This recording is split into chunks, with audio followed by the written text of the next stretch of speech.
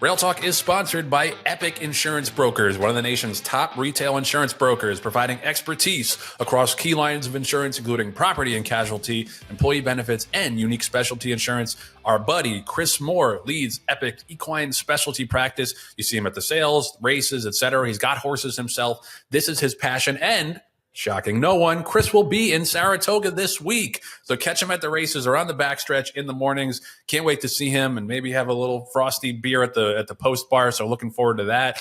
Yearling season is right around the corner. Yearling season is equine insurance renewal season. If you buy yearlings and your insurance policy does not renew between July 1st and October 31st, you're leaving money on the table. Like the Green Group, Chris guarantees that he'll bring you value by reviewing your equine mortality policy between now and July 1st. And that's not long. Call Chris to review your insurance. And if he doesn't bring you value, he'll donate $100 to an aftercare organization of your choosing in your honor. Wow. Shout out to Chris, putting his money where his mouth is. Give him a call or shoot him a text to begin the conversation. His cell is 317-650-4519. And that brings us to this week's Epic Performance of the Week.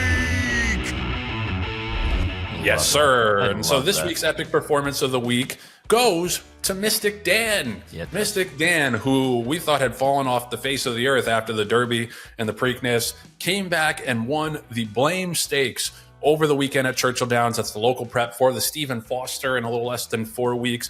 And it was a similar trip to what he got in the Derby, rail skimming ride. And it was just great to see him bounce back, and good for Kenny McPeak for getting him back to his top race. And, you know, John, you had an interesting stat about this. The Derby winner is not really producing beyond the Derby. And I don't remember where I read it, so I apologize to whoever posted it on Twitter. That's that research department in action right there. Again. Yeah, exactly. I saw it on Twitter for a brief moment and went, oh, this must be true. Okay. Yeah, but he was the first Derby winner since 2021 to win a race after the Derby. That blew my mind. It's incredible. And yeah, I don't know what that means, John. We think that means anything? So many questions. I mean, number one, it shows you just how much it takes to get a horse ready for the Derby and to have that epic performance that day. Number two, I think that it also plays into we're retiring our horses very quickly, where we're not giving them a chance to run as 4-year-olds or 5-year-olds. And it's the more modestly bred horses that continue on to race. But also it is a feather in McPeak's cap to get the horse back up and running and back to a higher standard and higher quality race again, as opposed to just let them kind of kick around in various races. So I think it was a lot of those things. There's a lot more variables, I'm sure, that we're not even thinking of off the top of our heads that play into it. But kudos to that team and to Mystic Dan for being the epic performance. And Joe, there was you and I had a lot of heated discussions about the horse that didn't win the epic performance of the week, but was an epic performance nonetheless.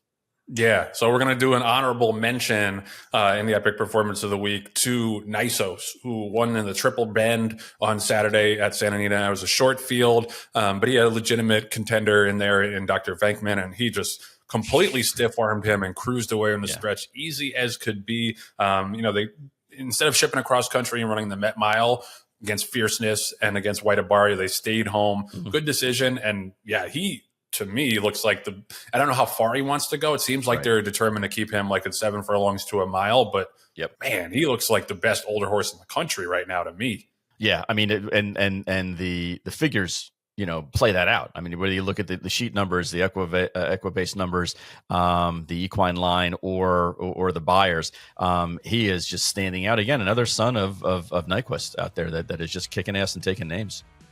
Yeah, no, that was crazy impressive. And yeah, I'd be interested to see where he goes next. I'm guessing he'll stay home for the Bing Crosby, especially now that the Alfred G. Vanderbilt is no longer a grade 1. But yeah, that was super impressive. So co-tip of the cap to Nisos and Mystic Dan on a very, very epic weekend.